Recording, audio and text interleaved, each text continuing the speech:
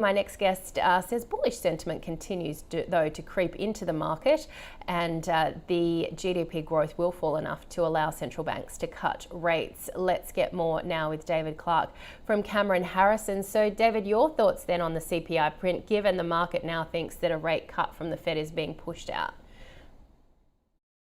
Yeah, as you noted, it seems that markets have run a little bit ahead of themselves in terms of pricing in those cuts by both the Fed and both domestically by the RBA.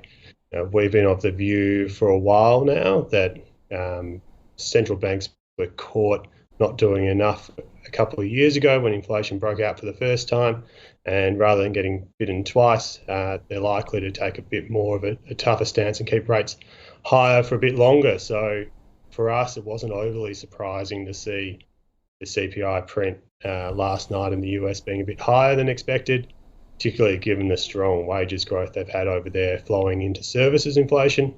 And so it really ties into our view that pushing out these rate cuts further into the end of 2024, if not 2025, seems like a more likely outcome. And David, just tell us about the rate cut paradox view that you have, given that equity markets, as you say, seem to want to eat their cake and have it too. Yeah, so equity markets are, glass half full type people compared to their glass half empty bond siblings. Pretty much what they're pricing in at the moment is that, growth will be weak enough to allow the Fed or the RBA to start cutting rates, and that will support valuations for some pretty highly valued stocks. But at the same time, economic growth is also going to be strong enough to drive pretty high earnings per share growth as well. So to us, those two statements are contradictory to each other and unlikely to come true. What is the impact of the pandemic savings? We saw such a cash splash, but when you look at, I think you've given us an interesting chart about the face value of piggy banks remain enormous. What does that mean then for valuations and I guess for the momentum in the overall economy?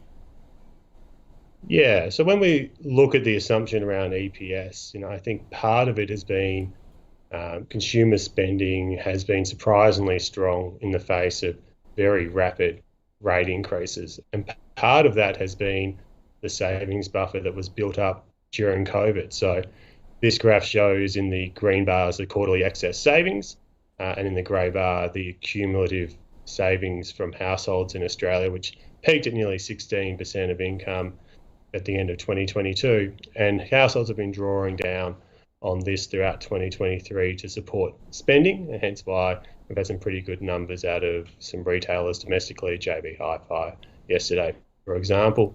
And there's a lot of conjecture around how long this is going to last for, because at face value, it's a big pot of money that could go all the way through to the end of the year.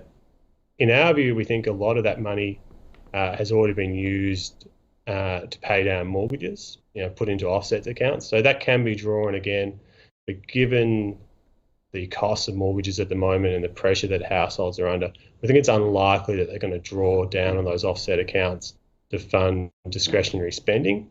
So we actually see a pretty weak outcome for household spending, particularly from the middle of the year onwards, when that piggy bank looks to have been used.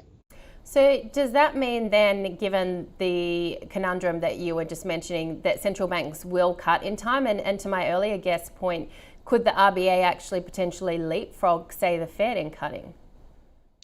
Yeah, I think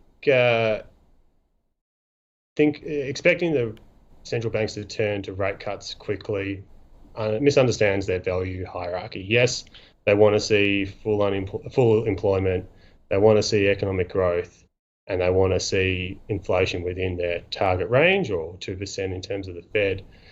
But if they have to pick one of the three, it's always going to be stable prices, so having inflation where it happens to be. A bit of hubris in terms of inflation already cost us one governor here in Australia. In terms of cementing their reputations, we think that it's more likely that they're going to hold longer and wait too long. So even if economic data starts to weaken and EPS numbers are downgraded, it's more likely that they'll wait too long and not arrive in time to come to the rescue. If we do see the soft landing materialise, what sectors, what areas are you looking at that could benefit, David? Yeah, so if the soft landing does happen, and I think markets are really priced for that to happen already, we would estimate that a likelihood based on market valuations is about 90% chance of a soft landing, whereas we think the actual likelihood is more of a coin flip at 50-50. So there's not a whole lot of upside to the soft landing trade at the moment. If it does happen, you'll see a little bit more gains in those classic tech stock type sectors. But if it doesn't happen, those are the most at risk. So those highly valued companies that are also implying a whole lot of EPS growth. So I think the Magnificent Seven captures that crowd pretty well. We all know who they are. So I think they'll come under pressure. We actually think if we get more of a harder landing where rates are a bit higher and inflation's a bit higher for longer, you want to be at the start of the supply curve and also tied to a lot of the money that's coming from fiscal stimulus. So that's still flowing through both domestically and then in the States through the Inflation Reduction Act.